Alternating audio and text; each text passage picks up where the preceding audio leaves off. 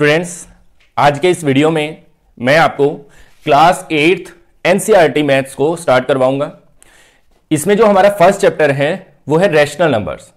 Rational numbers क्या होते हैं? रैशनल नंबर्स वो होते हैं जिनको हम P बाई Q फॉर्म में लिख सकते हैं, where P and Q belongs to integers and Q is not equal to 0। अब इसका मतलब क्या है कि इंटीजर्स होंगे P और Q, ठीक है। ऊपर वाले को हम बोलते हैं न्यूमरेटर, नीचे डिनोमिनेटर। ये कोई भी इंटीजर यहां पे आ सकता है, बस एक्सेप्शन क्या है यहां पे कि Q जो है वो 0 के इक्वल नहीं होना चाहिए, तो इनको बोलते हैं रैशनल नंबर्स। अब रैशनल नंबर्स के ऊपर हमें स्टडी करना है, तो इसमें बहुत सी आपको प्रॉपर्टीज पढ़ने को मिलेंगी। Commutative property, associative property, distributive property, ठीक है, मल्टीप्लिकेटिव आइडेंटिटी है, इनवर्स है, तो वो सारी चीजें हमें यहाँ पे स्टडी करनी है। फर्स्ट जो हमारी एक्सरसाइज है 1.1, तो इसका फर्स्ट क्वेश्चन हम स्टार्ट करते हैं। इसमें आप देखें, फर्स्ट क्वेश्चन है using appropriate property find. Properties का यूज करके हमें इसको फाइंड करना है। सबसे पहले अगर हमें प्रॉपर्टीज का यूज करना है तो हम देखते हैं इन दो स्टेटमेंट्स के बीच में मल्टीप्लाई है, ठीक है, तो हम इनको पहले सॉल्व करेंगे, फिर इसके साथ इसको सॉल्व करेंगे। तो इनको जो है आप आगे लिखेंगे, इसको बोलते हैं एसोसिएटिविटी, एसोसिएटिव प्रॉपर्टी। मल्टीप्लाई 3/5, ये एज इट इज आपने लिख देना है यहां पे। अब इसको हम इसके साथ लिखते हैं -3/5 मल्टीप्लाई 1/6, ठीक है। और जिसका हमने यूज नहीं किया इसको हम लास्ट में एज इट इज लिख देते हैं। अब आप देखें, इसमें और इसमें कुछ कॉमन है, ठीक है। कॉमन क्या है? 3/5 और माइनस भी आप कॉमन ले सकते हैं। तो हम यहां पे लेते हैं -3/5 को कॉमन, तो अंदर क्या बचेगा? ब्रैकेट लगाएंगे, यहां से 3/5 जा चुका है, माइनस भी जा चुका है, तो यहां से बचेगा 2/3, ठीक है। यहां से माइनस अगर चला गया है कॉमन, तो यहां पे आप लगाएंगे प्लस, और 3/5 जाने के बाद जो बच गया है वो है 1/6, ठीक है, और एक्स्ट्रा इसके साथ है +5/2। अब हमें ये जो यहां पे बनाया हमने, इसके साथ आपने यहां पे मेंशन करना है distributive property, according to distributive property. अब हम इसको जो है सॉल्व कर देते हैं। कैसे करेंगे? पहले इनको हम सॉल्व करेंगे एलसीएम लेके, -3/5 मल्टीप्लाई, इन दोनों का एलसीएम जो आएगा वो आएगा 6, ठीक है। 3 और 6 का एलसीएम आएगा 6। अब 3 की टेबल में 6 आता है 2 पे, 3 2 जा 6, तो 2 की मल्टीप्लाई 2 से करेंगे, 2 2 जा 4 हो जाएगा, प्लस 6 की टेबल में 6 आता है 1 पे, तो यहां पे आ जाएगा 1, प्लस 5/2। अब हम इसको वहां पे लिखते हैं -3/5 एज इट इज लिखेंगे, ठीक है, मल्टीप्लाई, यहां पे ये सॉल्व हो रहा है 4 + 1 5/6, 5/6, और प्लस में जो हमारे पास अवेलेबल है वो है 5/2, ठीक है। अब इतना करने के बाद यहां कुछ कैंसिल हो रहा है, वो क्या हो रहा है? 5 से 5 कैंसिल कर देंगे हम, और 3 1 जा 3, 3 2 जा 6। यहां पर जो ऊपर बचा है वो क्या बचा है? -1 divide by 2 plus 5 divide by 2, ठीक है। अब इनका एलसीएम रहेगा 2, यहां पे है -1, यहां पे +5, इनको हम सॉल्व करेंगे, +5 -1, तो यह आ जाएगा 4/2, और कैंसिल करने पे आंसर आ जाएगा हमारा 2, ठीक है। तो ये था हमारा फर्स्ट क्वेश्चन। फर्स्ट स्टेप में हमने यूज किया एसोसिएटिव प्रॉपर्टी, और यहां पे यूज किया हमने डिस्ट्रीब्यूटिव प्रॉपर्टी का। अब हम करते हैं सेकंड क्वेश्चन। ये है आपका सेकंड क्वेश्चन, तो इसमें भी सेम रूल हम अप्लाई करेंगे। यहां पे मल्टीप्लाई है, यहां पे भी, यहां पे भी। अब हम देखते हैं तीनों में से कौन से दो ऐसे स्टेटमेंट हैं जिनमें कुछ कॉमन है, तो वो ये दोनों है। देखो यहां पे 2/5 2/5, तो इसको हम निकालते हैं कॉमन, इसको आगे लिखते हैं। तो ये जो प्रॉपर्टी हम यूज कर रहे हैं वो है एसोसिएटिव प्रॉपर्टी 3 स्टेटमेंट्स के लिए, तो यहां लिखेंगे हम यूजिंग एसोसिएटिव प्रॉपर्टी। तो क्या होगा? इसको हम लिखते हैं 2/5 मल्टीप्लाई -3/7, इस स्टेटमेंट को लेके आते हैं आगे, तो ये हो जाएगा +1/14 मल्टीप्लाई 2/5। अब ये जो हमने यूज नहीं किया जिस स्टेटमेंट को, उसको लिख देते हैं एज इट इज 1/6 मल्टीप्लाई 3/2, ठीक है। अब हम इनको सॉल्व करते हैं, इनमें से 2/5 को निकालते हैं कॉमन, तो ये हो जाएगी हमारी डिस्ट्रीब्यूटिव प्रॉपर्टी। इसको हम लिखेंगे अभी 2/5, फिर लगाएंगे ब्रैकेट, यहां से 2/5 जा चुका है तो बचेगा -3/7, इसमें से 2/5 को हमने कॉमन ले लिया है, तो यहां से बचेगा +1/14, ठीक है, और यहां पे बचेगा माइनस, ये कैंसिल भी हो रहा है तो इसको कर सकते हैं हम, 3 1 जा 3, 3 2 जा 6, तो ऊपर बच जाएगा -1/2 2 जा 4, ठीक है, इस तरह से करना है। अब यहां पर जो है इनका एलसीएम हम लेते हैं, तो ये बन जाएगा 2/5, ब्रैकेट लगाएंगे, एलसीएम आ जाएगा इन दोनों का 14, ठीक है, क्योंकि 7 की टेबल में 14 आता है, तो 14 आने के बाद 7 की टेबल में 14 आता है 2 पे, तो 2 की 3 से आप मल्टीप्लाई करेंगे, 2 3 जा 6 और माइनस है एज इट इज, प्लस 14 की टेबल सेम 1 पे आता है तो 1 आ जाएगा एज इट इज 1/4। अब यहां पे हम करते हैं इसको 2/5 मल्टीप्लाई -6 + 1, तो इसको अगर आप सॉल्व करते हैं तो ये आ जाएगा -5 डिवाइड बाय 14, तो यहां पे हम लिखेंगे 14। उसके बाद माइनस में है 1/4, ठीक है, माइनस में 1/4। अब कुछ कैंसिल हो रहा है, वो है 5 से 5 और 2 × 2 2 7 × 14, ठीक है। अब इस स्टेटमेंट को सॉल्व करने पे बचा -1 डिवाइड बाय 7 और -1/4। अब इन दोनों का एलसीएम क्या आएगा, दोनों के दोनों को प्राइम नंबर हैं। को प्राइम क्या होते हैं, जो किसी सेम टेबल में नहीं आते हैं, तो इसको हम एलसीएम ले सकते हैं 7 4 × 28। अब 7 की टेबल में 28 कितने पाता है 4 पे, 4 की मल्टीप्लाई 1 से 4 × 4 माइनस 4 की टेबल में 28 आता है 7 पे, तो 7 × 7। अब ये दोनों माइनस के हैं तो मिलके हो जाएगा -11/28। तो ये था आपका फर्स्ट क्वेश्चन का सेकेंड पार्ट, ठीक है। ऐसे ही अब हम करते हैं सेकेंड क्वेश्चन। नेक्स्ट है आपका सेकेंड क्वेश्चन, इसमें है right the additive inverse of. अब एडिटिव इनवर्स क्या होता है, दो तरह के इनवर्स होते हैं हमारे पास, एडिटिव और मल्टीप्लिकेटिव। अब हमें एडिटिव इनवर्स करना है तो इसमें क्या करना है, आपको सिर्फ और सिर्फ साइन चेंज करना है और कुछ स्टेटमेंट में चेंज नहीं करना है। साइन चेंज मींस जैसे फर्स्ट क्वेश्चन है आपका 2/8, तो हम लिखेंगे एडिटिव इनवर्स ऑफ 2/8 इज -2/8। सिर्फ इतना काम करना है आपको, सिंपल सी बात है। जो इसका साइन होगा आपने साइन चेंज कर देना, प्लस है तो माइनस, माइनस है तो प्लस, ये होता है एडिटिव इनवर्स। या फिर ऐसे कह सकते हैं, अगर हम एडिटिव इनवर्स निकालना चाहते हैं तो इसको आप 0 में से माइनस कर रहे हो, ठीक है। इतना ध्यान देने की जरूरत नहीं है, सिर्फ सिंपल सी बात क्या है कि अगर हम एडिटिव इनवर्स निकालना चाहते हैं तो साइन हम चेंज कर देंगे। सेम वे में एडिटिव इनवर्स ऑफ -5/9, तो ये कितना हो जाएगा, ये हो जाएगा +5/9, ठीक है। ऐसे ही नेक्स्ट आप देखें -6, यहां पे जो स्टेटमेंट है उसमें ऊपर भी माइनस है नीचे भी, तो इसको आपने कैंसिल कर देना यहीं पे, तो ये स्टेटमेंट है 6/5। एडिटिव इनवर्स ऑफ 6/5, ये कितना हो जाएगा -6/5, ठीक है। अगर ऊपर और नीचे माइनस दे रखा है तो इसको आपने यहीं पे कैंसिल कर देना है, तो स्टेटमेंट हमारी है 6/5। तो additive inverse of 6/5 is -6/5। Same way में आप देखें एडिटिव इनवर्स ऑफ 2/-9। अब आप देखें 9 जो नीचे है इसके साथ माइनस लिखा है, तो माइनस अगर नीचे भी है तो उसको आपने ऊपर लिख देना है। तो यहां पे हम स्टेटमेंट को इस तरह से लिखेंगे, एडिटिव इनवर्स ऑफ -2/9, तो ये हो जाएगा +2/9, ठीक है। प्लस को लिखो या ना लिखो एक ही बात है, इसमें कोई चेंज नहीं होगा। और नेक्स्ट है 19/-6, तो इसको हम लिख देंगे ऊपर, तो ये आ जाएगा +19/6। तो ये था आपका एडिटिव इनवर्स, ठीक है। ऐसे ही नेक्स्ट क्वेश्चन देखते हैं हम। नेक्स्ट थर्ड क्वेश्चन है हमारा, verify that minus of -x is equal to x। तो बिल्कुल सिंपल सा क्वेश्चन है, क्या करना है इसमें, ब्रैकेट के अंदर भी माइनस है बाहर भी है, ठीक है। तो वैसे ही ये हमें अंडरस्टूड होना चाहिए कि माइनस माइनस प्लस हो जाता है, ठीक है। जब दो माइनस वालों की मल्टीप्लाई की जाती है नंबर्स की, तो आंसर हमेशा प्लस में ही आता है। बस हमें वेरीफाई के लिए क्या करना है, आपको जो ये स्टेटमेंट है इसमें एज इट इज इसको पुट कर देना है वैल्यू को। जैसे फर्स्ट है minus into minus of x, तो हम क्या लिखेंगे, माइनस ऑफ माइनस एक्स की जगह पे लिखेंगे 11/15, ठीक है।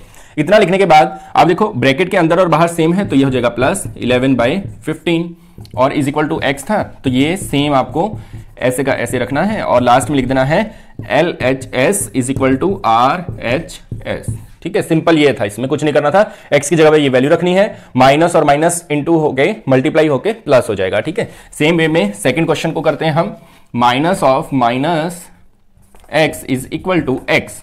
तो यहां पे क्या करेंगे, माइनस ऑफ, अब यहां हमें जो बात ध्यान देनी है, स्टेटमेंट ऑलरेडी माइनस की है, तो ये माइनस हमने यहां स्टेटमेंट से लिखा, नेक्स्ट माइनस भी अंदर आएगा, फिर अगली स्टेटमेंट जो है वो माइनस की, इसलिए हमने अपनी तरफ से ब्रैकेट को यूज किया और बाहर वाली ब्रैकेट को क्लोज करेंगे। इज इक्वल टू कितना आना चाहिए, -13/17।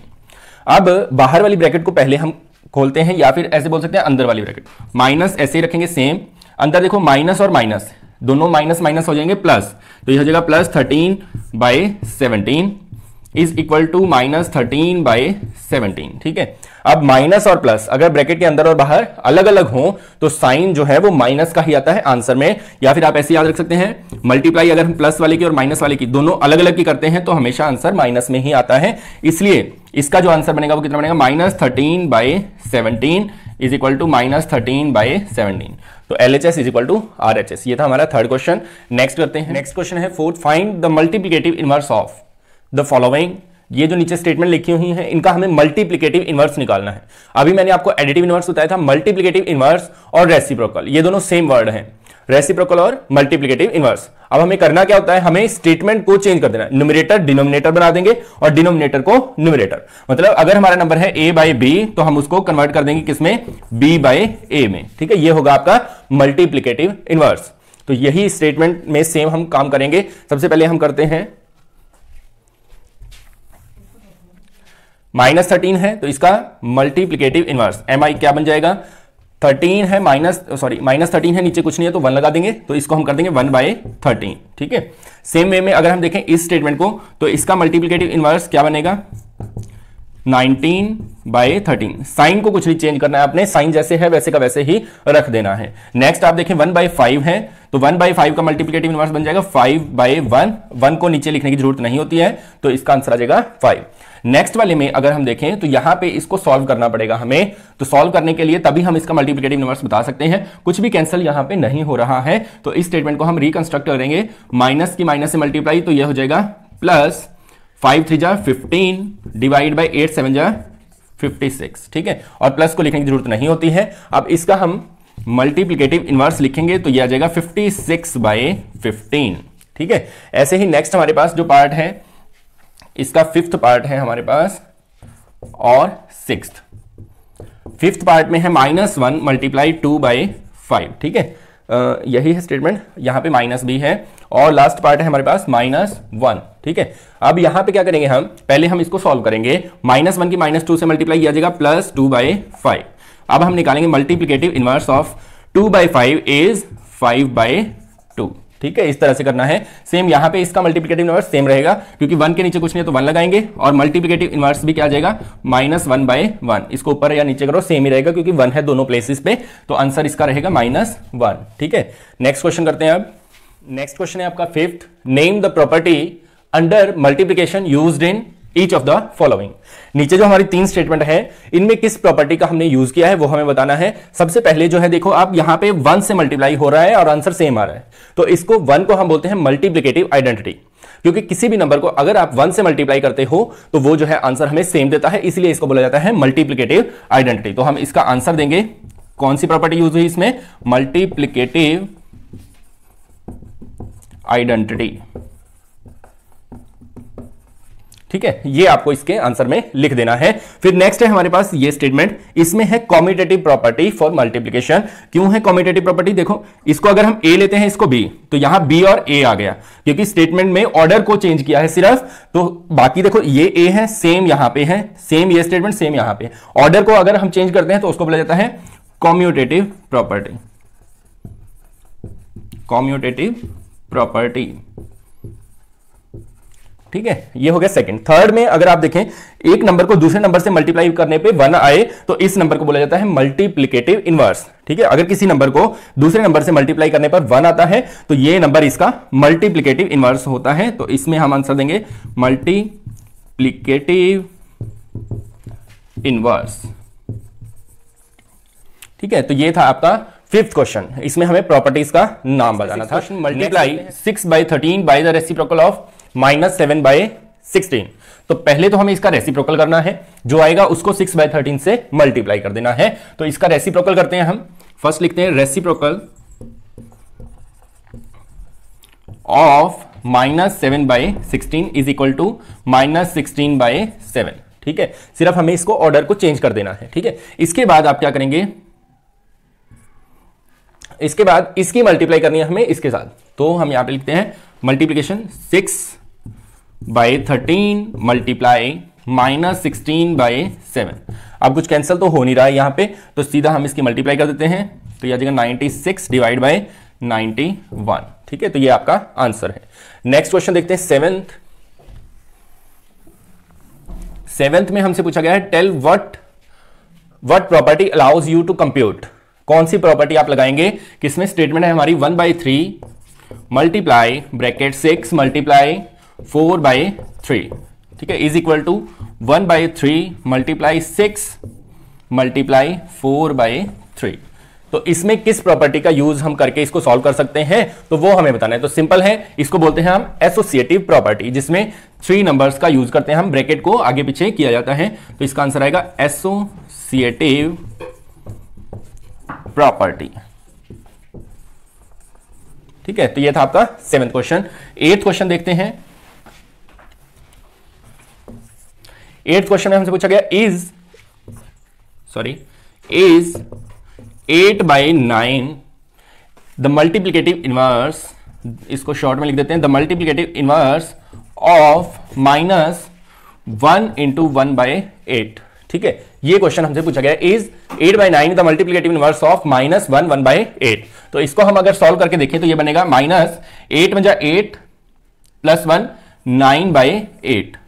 तो क्या 8 by 9 मल्टीप्लिकेटिव इनवर्स है इसका? नहीं है। क्यों नहीं है? पहली बात तो यहां पे माइनस है, यहां पे माइनस नहीं है, तो हम यहां पे लिखेंगे multiplicative inverse of -9/8 is equal to -8/9।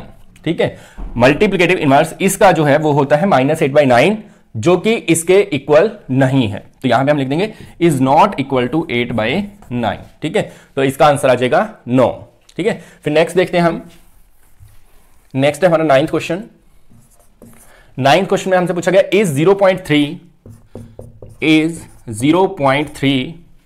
The multiplicative inverse of, the multiplicative inverse को शॉर्ट फॉर्म में लिख देता हूं मैं ताकि कम टाइम लगे, इनवर्स ऑफ 3 1/3 y और y नॉट। ये है आपकी स्टेटमेंट। ठीक है, तो हमसे ये क्वेश्चन किया गया, तो पहले तो हम इसको सॉल्व कर लेते हैं। 3 3 9 और 1 10/3।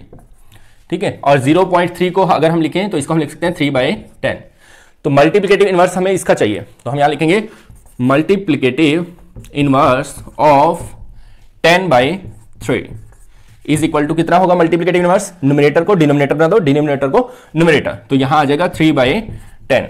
ठीक है, अब क्या ये इसके इक्वल है? बिल्कुल है, तो हम यहां पे लिखेंगे इज इक्वल टू 3/10, जो कि स्टेटमेंट में गिवन है, तो आंसर आ जाएगा यस। ठीक है, उसके बाद नेक्स्ट स्टेटमेंट देखते हैं। नेक्स्ट है 10th question, right the rational number that does not have a reciprocal. ऐसा रेशनल नंबर कौन सा है जिसका कोई रेसिप्रोकल नहीं है? तो इसका आंसर आएगा 0।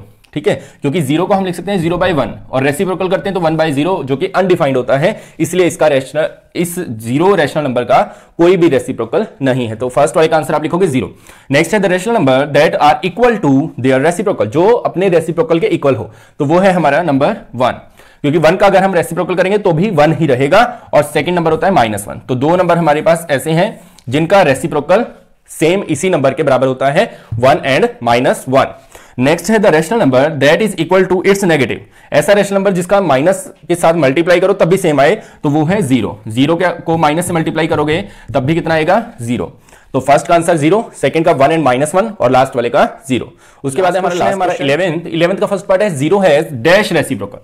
0 का रेसिप्रोकल होता है? नहीं। अभी मैंने आपको बताया था 0 को 0/1 लिख सकते हैं और 1/0 इसका रेसिप्रोकल होगा, लेकिन 0 नीचे आ जाए तो वो अनडिफाइंड होता है, तो इसका लिखेंगे हम answer no reciprocal. 0 has no reciprocal. Next है the number dash and dash are their own reciprocal. अभी पीछे भी हमने किया था, ऐसे कौन से नंबर है जो खुद के ही रेसिप्रोकल हैं? वो है 1 and -1। ठीक है, नेक्स्ट है द रेसिप्रोकल ऑफ -5 इज, -5 को लिख सकते हैं हम -5/1, तो रेसिप्रोकल हो जाएगा -1/5। नेक्स्ट है reciprocal of 1/x where x is not equal to 0, तो 1/x का रेसिप्रोकल x/1, और x/1 को लिखने की जरूरत नहीं है, तो ये हो जाएगा x।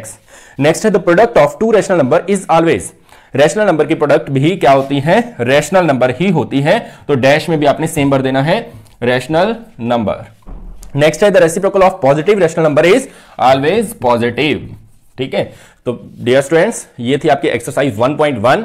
ऐसे ही आगे हम पूरा मैथ करवाएंगे, तो हमारे चैनल को सब्सक्राइब कीजिए और वीडियो को लाइक कीजिए और देखते रहिए Brahmadev Sharma classes. Thank you.